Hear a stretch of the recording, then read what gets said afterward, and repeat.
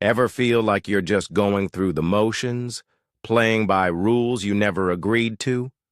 I used to do the same, constantly worried about fitting in, pleasing others, and playing nice. But one day I realized something shocking. Most of the social habits we're taught are designed to keep us stuck, not to help us thrive. So if you're ready to step off the hamster wheel and start living life on your own terms, it's time to quietly eliminate these toxic social habits. This won't be comfortable and it definitely won't be popular, but trust me, it'll set you free. Social habit number 1, people-pleasing.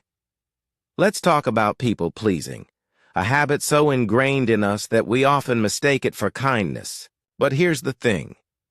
People-pleasing isn't kindness. It's self-sabotage wrapped in politeness. I used to be the poster child for it, saying yes to every request, smiling through every inconvenience, and twisting myself into knots just to keep others happy. I thought I was being generous, but in reality, I was just putting everyone else's needs ahead of my own, at my own expense. The turning point came when I realized that constantly catering to others was not only exhausting but also a one-way ticket to resentment. I was bending over backward to accommodate people who didn't even appreciate it. The funny thing is, the more I tried to please everyone, the less respect I got in return. It was as if by always saying yes, I was telling the world that my time, my energy, and even my self-worth were up for grabs. So I decided to flip the script.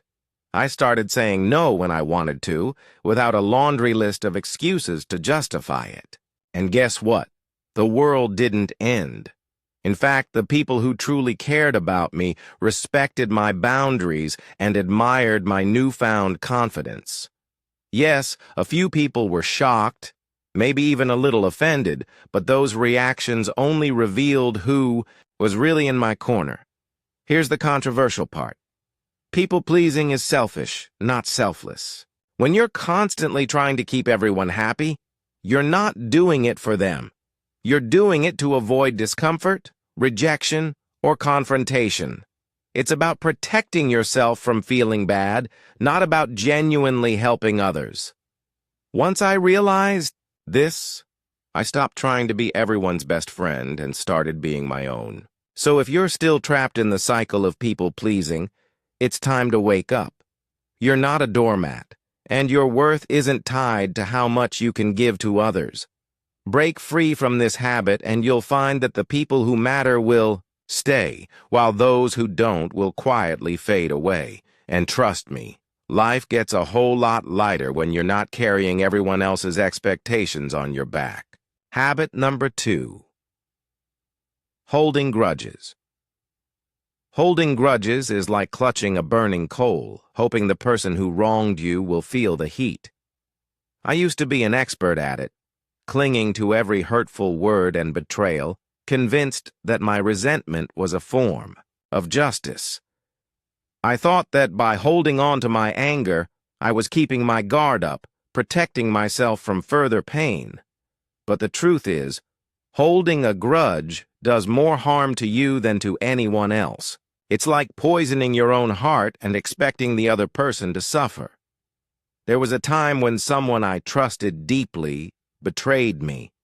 I held on to that anger for years, replaying the scenario in my head, imagining different outcomes where I got the last word, the final say. I thought that by nurturing that grudge, I was somehow maintaining control, keeping the hurt at bay. But instead of feeling powerful, I felt heavy, burdened by the weight of my own resentment. The grudge didn't keep me safe. It kept me stuck. Here's the deep truth. Holding on to a grudge is like anchoring yourself in a stormy sea. You think it's keeping you steady, but in reality it's pulling you under, drowning you in a sea of bitterness and pain.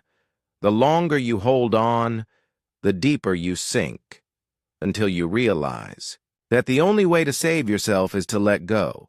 But letting go isn't about forgetting or condoning what happened. It's about choosing your peace over your pain. I eventually realized that forgiveness isn't about the other person. It's about reclaiming your own freedom.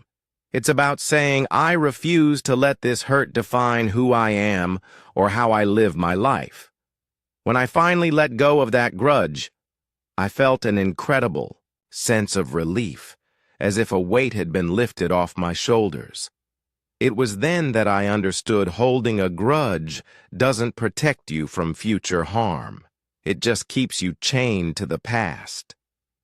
And here's the deeper message. Life is too short to be lived in chains, especially ones we forge ourselves. Grudges are chains that bind us to our wounds, preventing us from healing, growing, and finding true happiness. Forgiveness is the key that unlocks those chains. It's an act of courage, of self-love, and of profound wisdom. It's acknowledging that while we can't change the past, we have the power to shape our future. So if you find yourself holding on to a grudge, ask yourself this: is this really how you want to spend your energy? Is this how you want to define your life? Let go, not because the other person deserves it, but because you deserve peace. Release the burden and watch how your life opens up when you no longer let past wounds dictate your present and future. In the end, the deepest message is this: forgiveness isn't about making the wrongs right. It's about making yourself whole again. Ignoring red flags in relationships. We've all been there. Stuck in a relationship where things just don't feel right, but we convince ourselves to keep going anyway. Maybe it's because we're afraid of being alone, or we believe that things will magically improve with time. I've been guilty of this too, ignoring glaring red flags because I didn't want to face the truth. But here's the hard reality: ignoring red flags in a relationship is like driving with your eyes closed. You're bound to crash, and the longer you ignore them, the worse the wreck will be. I once stayed in a relationship that I knew was toxic from the start. There were constant arguments, disrespectful comments, and a lack of trust, but instead of confronting the issues or walking away, I kept making excuses. It's just a rough patch, I told myself. Or everyone has their flaws and maybe I'm overreacting. I wanted so badly for it to work out that I ignored every sign that it was doomed to fail. The truth is, red flags are there for a reason. They're warning signals that something is fundamentally wrong. Whether it's a lack of respect, consistent, dishonesty, or behaviors that make you feel uneasy, these signs shouldn't be dismissed or downplayed. When you ignore red flags, you're essentially choosing to compromise your own well-being for the sake of maintaining a relationship that's not serving you. Here's the controversial part. Ignoring red flags is not about being too forgiving or too optimistic. It's about self-betrayal. When you choose to overlook those warning signs, you're telling yourself that your needs, your feelings, and your intuition don't matter. You're prioritizing someone else's comfort or approval over your own happiness and peace of mind, and that's a dangerous game to play. I learned the hard way that red flags don't go away. They grow bigger and more destructive over time. The longer you ignore them, the more they fester, turning what could have been a minor issue into a major crisis. In my case, the relationship eventually imploded, and I was left wondering. The signs were there all along, but I chose to close my eyes to them. Here's the deep message. Ignoring red flags isn't just about avoiding uncomfortable truths. It's about denying yourself the respect and love you deserve.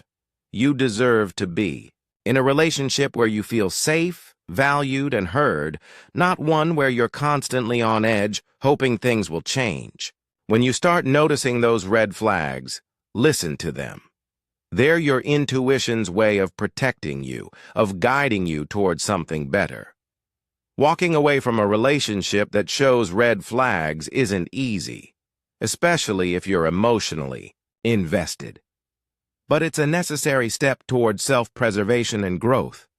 It's about choosing yourself over the fear of being alone, or the hope that things will improve. It's about recognizing that you deserve more than to settle for a relationship that doesn't honor who you are. So, if you're in a relationship where red flags are waving, don't ignore them. Don't make excuses or convince yourself that you can fix things on your own. Trust your gut, prioritize your well-being, and have the courage to walk away if necessary. Because in the end, the most important relationship you'll ever have is the one with yourself. And you deserve to be in a relationship that reflects that one where you're truly seen, respected, and loved. Habit number 4, staying silent on important issues. Staying silent on important issues is often seen as the path of least resistance, a way to keep the peace, avoid conflict, and maintain the status quo.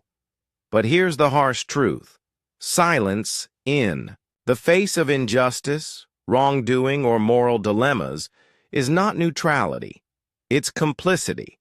I used to believe that keeping quiet was the right thing to do, especially when the stakes were high and the issues were divisive. I told myself that it wasn't my place to speak up, that my voice wouldn't make a difference.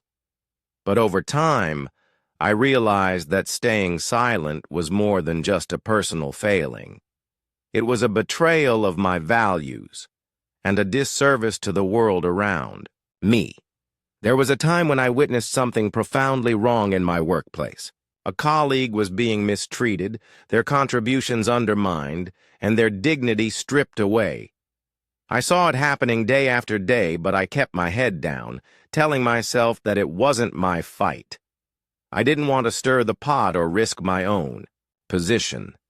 So I stayed silent, thinking that someone else would step in, that the situation would resolve itself.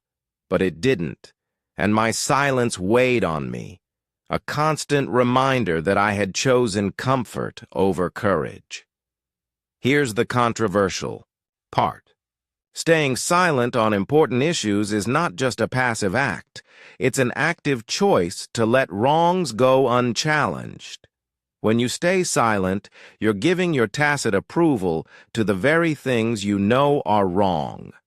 You're allowing injustice to persist, not because you agree with it, but because you're too afraid or too complacent to speak out. This isn't just about personal integrity. It's about the broader impact of your silence. When good people say nothing, evil flourishes. Over time, I came to understand that silence is not a shield. It's a prison. It locks you into a space where you're constantly compromising your values, swallowing your voice, and watching as things you care about fall apart. The cost of staying silent is high. It erodes your self-respect, damages your relationships, and allows harm to continue unchecked. In my case, the guilt of not standing up for what was right haunted me long after the incident passed. A reminder that my silence had consequences beyond what I could have imagined. The deep message here is that speaking up, even when it's uncomfortable, is a moral obligation. It's about being true to yourself and the principles you hold dear. It's about recognizing that your voice matters, that you have the power to influence change no matter how small your contribution may seem. Silence might protect you from immediate conflict, but it also robs you of the chance to make a difference, to stand up for what's right, and to live in alignment with your values. It's important to understand that speaking up doesn't mean being confrontational or disrespectful. It's about being honest, direct, and courageous in the face of wrongdoing. It's about finding the strength to say, "This isn't right," even when it's easier to stay quiet. Yes, there may be risks, backlash, criticism, or even personal loss, but those risks pale in comparison to the damage done by staying silent. One of the most powerful lessons I've learned is that silence is rarely golden when it comes to important issues. Your voice is a tool, a force for good that can challenge injustice inspire change, and defend the vulnerable. When you stay silent, you're choosing to let that power go to waste. But when you speak up, you're not just advocating for others. You're reclaiming your own integrity, reinforcing your values, and showing the world who you truly are. So the next time you're tempted to stay silent on an important issue, remember this. Your voice matters. It can make a difference, even if it's just in one person's life. Don't let fear or complacency hold you back from speaking up. The world needs more voices of courage, more people willing to stand up for what's right, even when it's difficult. Because in the end, staying silent on important issues doesn't protect you. It diminishes you, and the cost of that silence is too high to pay. Habit number 5. Seeking constant entertainment. In today's world, where endless streams of content are just a click away, seeking constant entertainment has become almost second nature.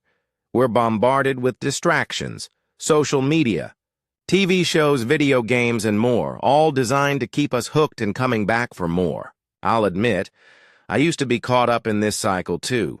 Every spare moment was filled with something. Scrolling through my phone, binge-watching the latest series, or diving into the next viral trend. It felt good in the moment. But here's the uncomfortable truth. Seeking constant entertainment is a subtle form of escapism, and it's slowly eroding our ability to face reality, think deeply, and live meaningful lives. I remember days where I would mindlessly drift from one form of entertainment to the next, barely noticing the hours slipping by. It was all too easy to get lost in the endless sea of distractions, convincing myself that I was just relaxing or unwinding. But over time, I realized that what I was really doing was avoiding something far more important: my own thoughts, emotions, and responsibilities. The constant need for entertainment wasn't just filling my time, it was filling a void that I wasn't willing to confront. Here's where it gets controversial. Seeking constant entertainment is a way of numbing ourselves to the realities of life. We turn to it to avoid boredom, discomfort, and sometimes even our own thoughts. But by constantly distracting ourselves, we're robbing ourselves of the chance to grow, to reflect, and to truly experience life. We're trading depth for shallow, fleeting pleasures that do little more than temporarily fill the gaps in our lives. Think about it.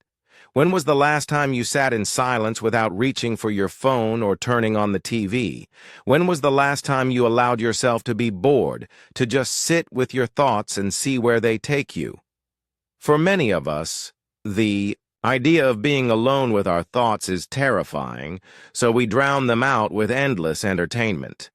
But in doing so, we miss out on something incredibly valuable: the opportunity to truly know ourselves, to confront the things that make us uncomfortable, and to find meaning beyond the distractions. I learned this lesson when I decided to take a break from all the noise.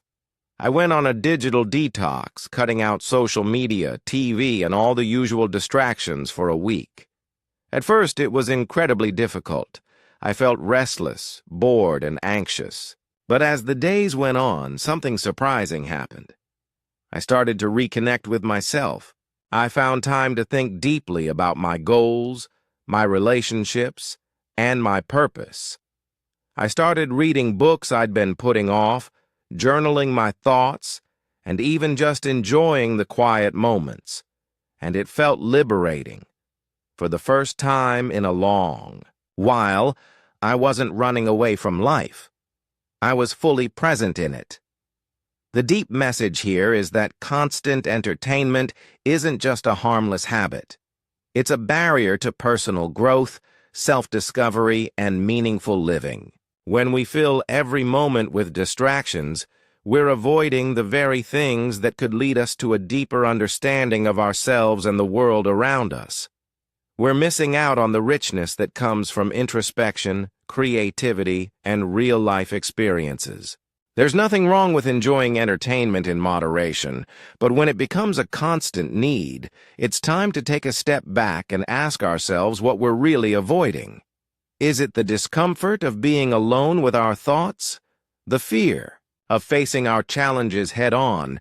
The emptiness of a life lived on the surface? If you find yourself constantly seeking entertainment, challenge yourself to take a break. Spend time in silence, engage in meaningful conversations, pursue hobbies that don't involve screens, or simply sit and think. It might be uncomfortable at first, but it's in those moments of discomfort that real growth happens. You'll find that life is much richer when you're not constantly running from it, and that true happiness comes not from distractions, but from a life lived with intention and purpose.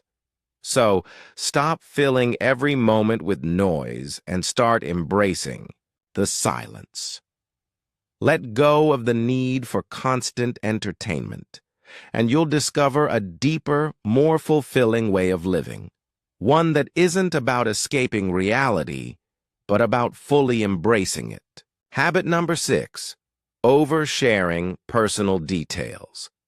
In an age where social media invites us to share every aspect of our lives with the world, it's easy to fall into the trap of oversharing personal details. We've all seen it.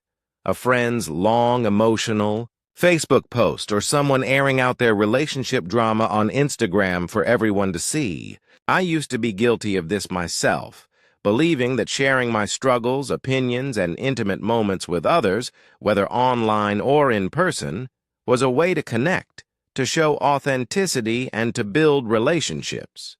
But here's the uncomfortable reality. Oversharing personal details doesn't bring us closer to others. It often pushes them away, and it can leave us vulnerable in ways we never anticipated. I remember when I first got into social media, I thought that sharing my life openly would make me more relatable and help others understand me better. I would post about my bad days, my frustrations at work, and even the ups and downs of my relationships. At first, it felt liberating to put everything out there, to be completely open and honest. But over time, I noticed something troubling. Instead of feeling more connected to others, I started to feel exposed and even judged. People I barely knew were weighing in on my life, offering unsolicited advice, or worse, using my vulnerabilities against me. Here's the controversial part. Oversharing personal details isn't about being authentic. It's about seeking validation and attention, often at the expense of our own privacy and dignity. When we overshare, we're often looking for sympathy, approval, or reassurance from others, rather than dealing with our emotions in a healthy, private way. We might tell ourselves that we're being brave or open, but in reality, we're giving away pieces of ourselves to people who haven't earned that level of trust or intimacy. There's also the issue of how others perceive us when we overshare. While we might think that being open makes us more likable, it can have the opposite effect. Oversharing can make others uncomfortable, put them in awkward positions, or lead them to question our judgment and boundaries. It can also attract the wrong kind of attention from people who might exploit our vulnerabilities rather than support us.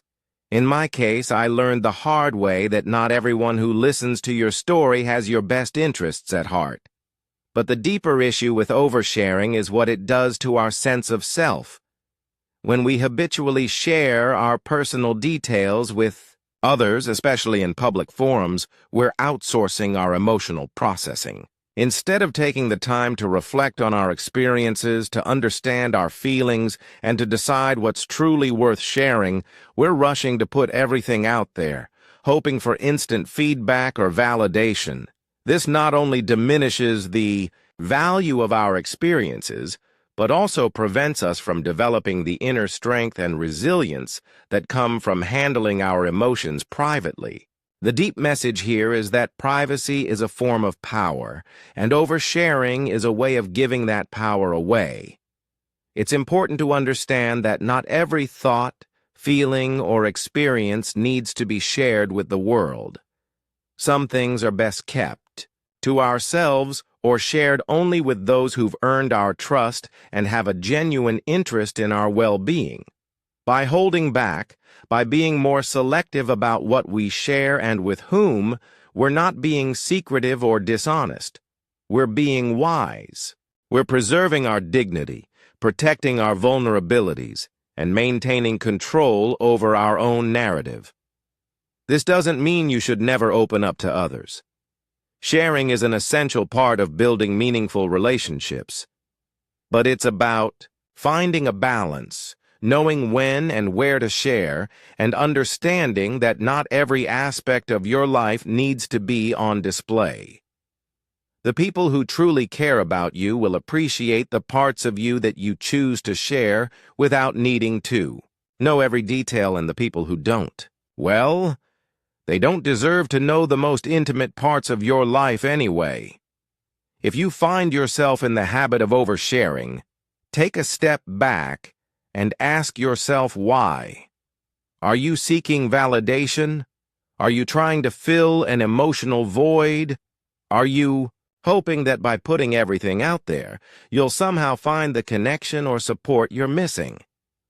Once you understand the underlying reasons, you can start to address them in healthier, more private ways. In the end, the key to authentic connection isn't oversharing. It's being intentional about what you share and with whom. It's about recognizing that your personal details are valuable and not everyone deserves access to them. By setting boundaries around your personal life, you're not closing yourself off from others. You're ensuring that the relationships you do have are built on a foundation of mutual respect, trust, and genuine understanding.